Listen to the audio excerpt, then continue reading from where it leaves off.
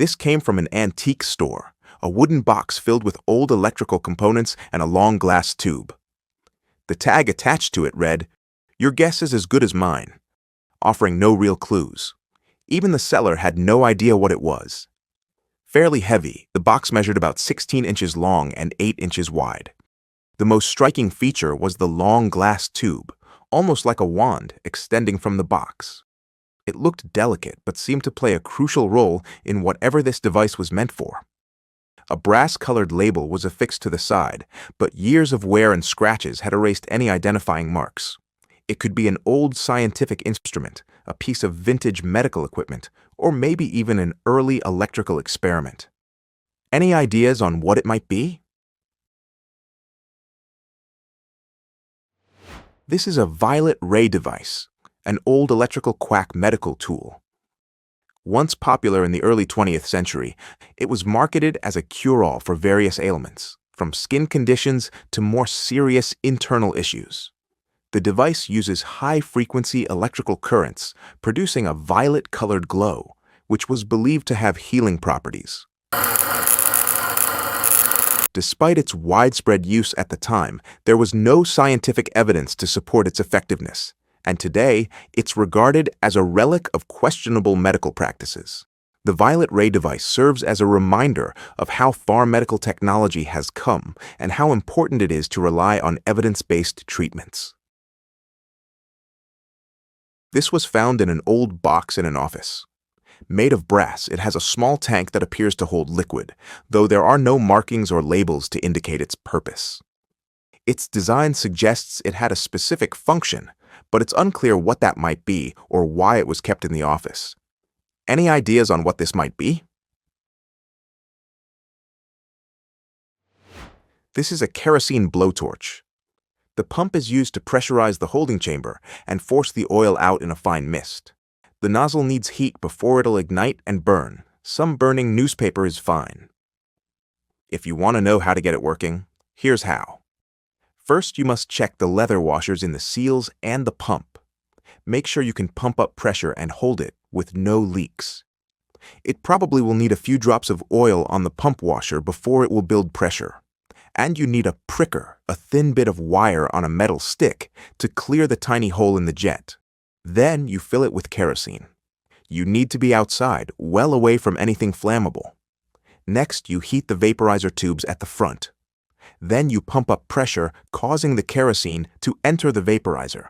If it is hot enough, it should emit an incredibly hot flame and start to roar like a jet engine. The process then becomes self-sustaining. If the vaporizer isn't hot enough, you will get a long stream of burning kerosene out the front. This is the scary part. Many a workshop has been burnt down at this stage, so you quickly vent the pressure and start again. If you were stupid enough to fill it with petrol, at this stage you discover that you have a very effective bomb. Occasionally it will hiccup and splutter, and you need to prick the tiny hole in the jet to clear any blockage while it's running. The first few times are scary, but if you survive, it gets to be quite routine. The image is from the 1950s and shows animal therapy being used on children in hospitals. In the picture, a young girl is wearing a strange medical device while sitting next to a group of ducklings swimming nearby. Does anyone know what this medical device on this girl is for? This is a type of iron lung used to treat children with polio. Basically, it administers artificial respiration because the patient's lungs have lost muscle control. I think people over 65 years old know what this device is. They may not remember it well now, but it was common knowledge during their childhood. We owe that obscurity to an effective vaccine and the ensuing campaign to vaccinate all children in the U.S. against polio. And if you want to know, did polio patients later regain muscle control? Was this something they could eventually take off, or did they need it for the rest of their lives? Yes, let me tell you the story of a man who still lives in a giant iron lung that covers his entire body up to his neck. He can't move. It sounds like a horrible fate, but apparently he's fairly happy and even wrote a book. I believe he is the last living polio patient who still uses an iron lung. I think recovery was rare. This was in a box that came from an old shed, tucked away with a bunch of other odd bits and pieces. At first glance, it seems to be made from an aluminum alloy. The clip is spring-loaded and about an inch wide, with a simple but sturdy mechanism. It's roughly 3 inches long, and judging by what I know about the original owner, it could be anywhere from 50 to 80 years old, possibly even older. Behind the clip, there's an engraving that reads RD 754585, and on the reverse side, it says PAEUI, Made in England. I showed it to a few people, hoping someone might recognize it, but no one had a definite answer. Some thought it looked like part of an old tool, while others suggested it might have been used for fastening something. On second thought, though, I'm starting to think it's actually made of pewter rather than aluminum. It feels surprisingly light in the hand, almost too light for aluminum, and has a slightly dull, aged patina. Any idea what it was used for? This is a toggle clip, a simple yet essential tool used by workers in a tannery.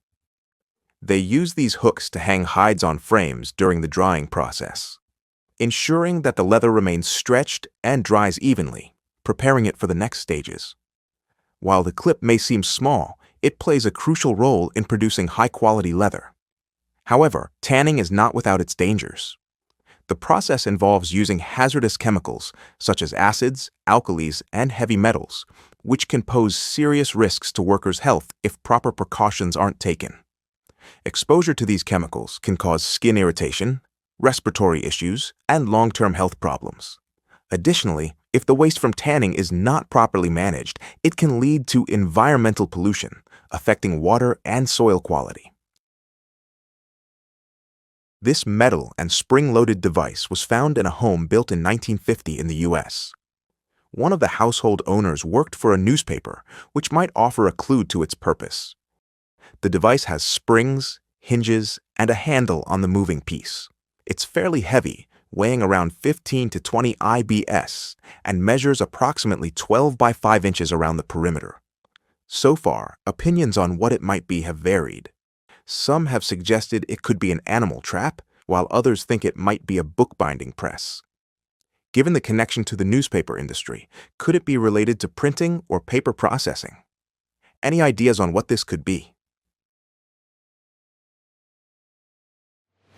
This is a vintage 1938 Kant Slam hydraulic barn gate door closer, a sturdy and reliable mechanism designed to ensure gates and doors close smoothly without slamming. Popular in farms and barns, it uses hydraulic pressure to control the speed of closing, preventing damage and reducing noise. Built to last, this classic piece of engineering remains a sought-after item among antique hardware collectors and those restoring historical buildings.